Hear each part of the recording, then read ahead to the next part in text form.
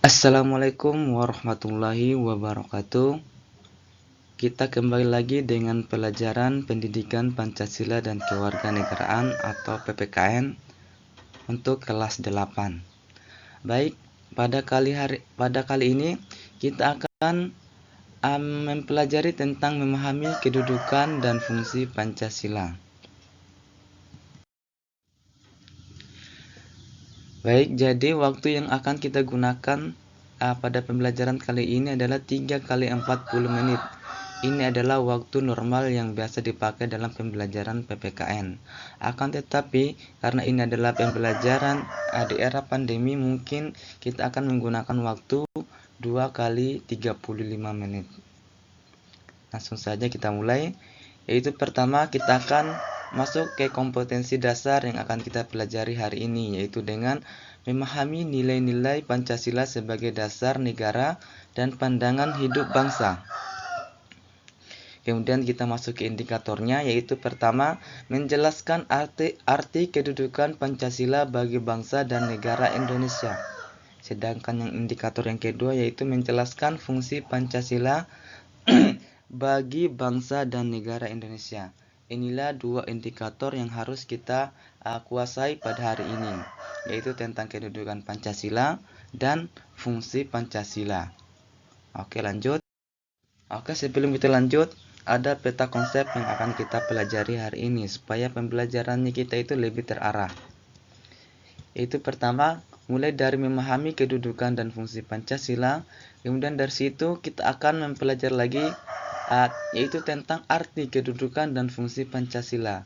Yang selanjutnya kita akan masuk dengan makna Pancasila sebagai dasar negara dan pandangan hidup. Dan terakhir adalah menyadari pentingnya kedudukan dan fungsi Pancasila dalam kehidupan bernegara. Jadi mungkin untuk hari ini kita hanya bisa membahas tentang arti kedudukan dan fungsi Pancasila. Nanti selanjutnya kita akan masuk di poin selanjutnya, yaitu makna Pancasila sebagai dasar negara dan menyadari pentingnya kedudukan dan fungsi Pancasila. Jadi kita masuk poin ini dulu ya untuk hari ini. Baik, kita langsung saja ke poin pertama, yaitu arti kedudukan dan fungsi Pancasila.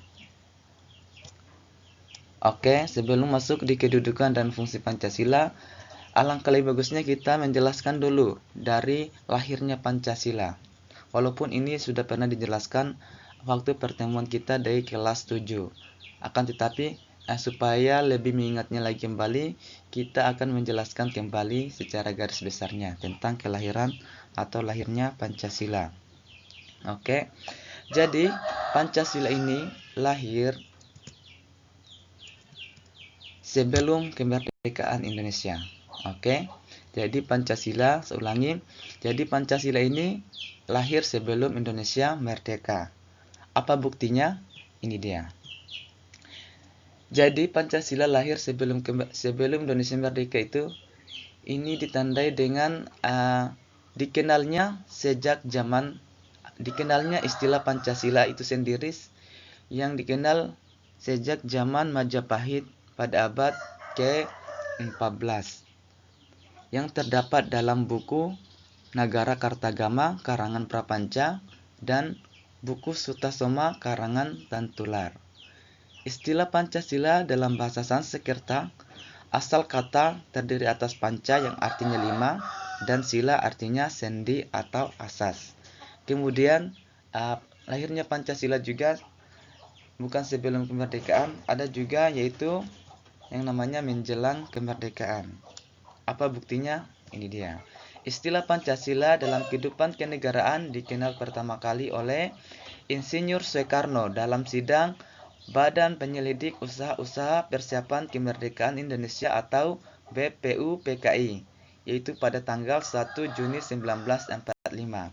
Pada tanggal inilah 1 Juni 1945 ini dikenal dengan tanggal lahirnya Pancasila.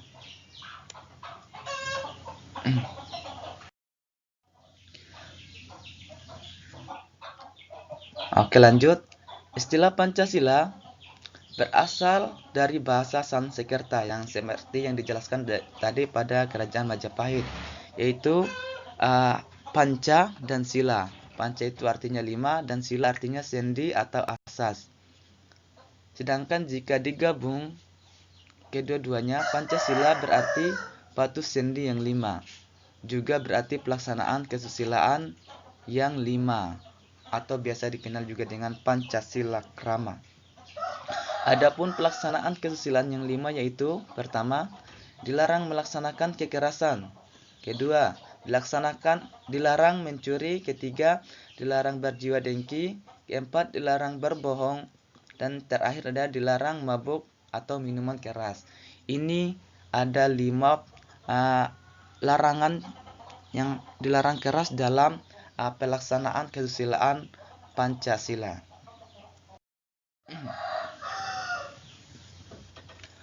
Oke, lanjut.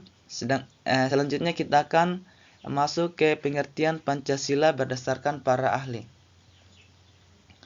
Insinyur Soekarno, pertama ada pendapat dari Insinyur Soekarno, Pancasila adalah isi jiwa bangsa Indonesia yang turun-temurun, yang sekian abad lamanya terpendam bisu oleh kebudayaan Barat. Sedangkan pendapat dari Muhammad Yamin menjelaskan bahwa Pancasila berasal dari kata panca yang berarti 5 dan sila yang berarti sendi atas, dasar atau peraturan tingkah laku yang penting dan baik. Dengan demikian, Pancasila merupakan 5 dasar yang berisi pedoman atau aturan tentang tingkah laku yang penting dan baik.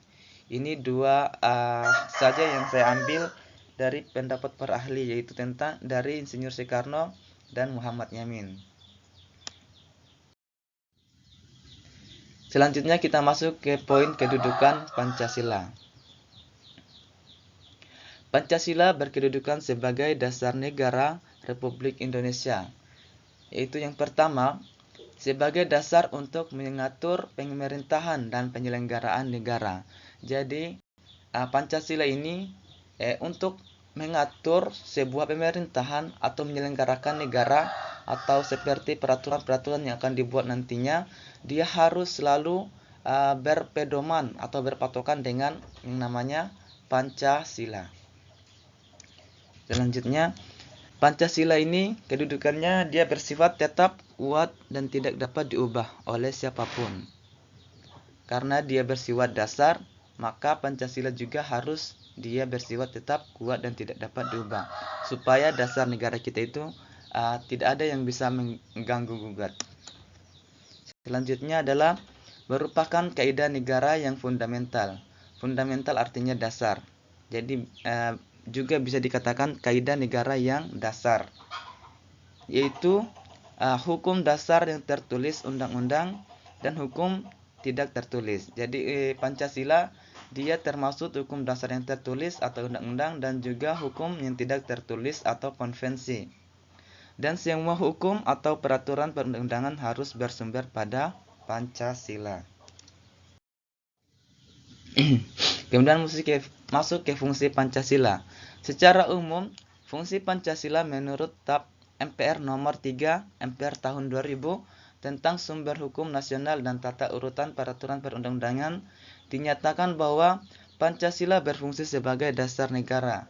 Kemudian lebih lanjut bahwa Pancasila itu sebagai dasar negara untuk mengatur berbagai aspek. Yang pertama, seperti dalam bidang ideologi, politik, ekonomi, sosial, budaya, pertahanan, dan keamanan. Kemudian masuk ke fungsi Pancasila. Fungsi Pancasila di sini ada beberapa. Yang pertama, ada sebagai jiwa bangsa Indonesia. Kedua, kepribadian bangsa Indonesia. Ketiga, sebagai perjanjian luhur. Keempat, moral pembangunan. Kelima, sumber dari segala sumber hukum. Keenam, cita-cita dan tujuan bangsa Indonesia. Dan yang terakhir adalah satu-satunya asas dalam kehidupan berbangsa dan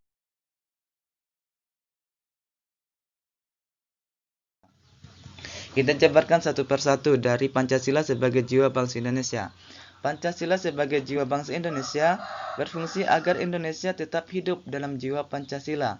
Tiap bangsa dan negara tentu memiliki jiwa. Dalam hal ini, Pancasila menjadi jiwa bangsa Indonesia. Pancasila sendiri telah ada sejak bangsa Indonesia lahir, yaitu sejak proklamasi kemerdekaan. Untuk itu, Pancasila sebagai jiwa bangsa Indonesia berarti setiap aktivitas, perbuatan, dan tindakan serta pemikiran seluruh individu di Indonesia berdasarkan dan berpedoman pada Pancasila. Yang kedua adalah Pancasila sebagai kepribadian bangsa Indonesia. Pancasila sebagai pribadi bangsa Indonesia memiliki fungsi, yaitu sebagai hal yang memberikan corak khas bangsa Indonesia dan menjadi pembeda yang membedakan bangsa kita dengan bangsa yang lain. Maka, dengan adanya kepribadian bangsa Indonesia ini, Pancasila juga bisa disebut sebagai jati diri bangsa Indonesia. Lanjut, Pancasila sebagai sumber dari segala sumber hukum. Pancasila sebagai sumber hukum berfungsi sebagai sumber hukum yang mengatur segala hukum yang berlaku di Indonesia. Semua hukum harus tunduk dan bersumber dari Pancasila.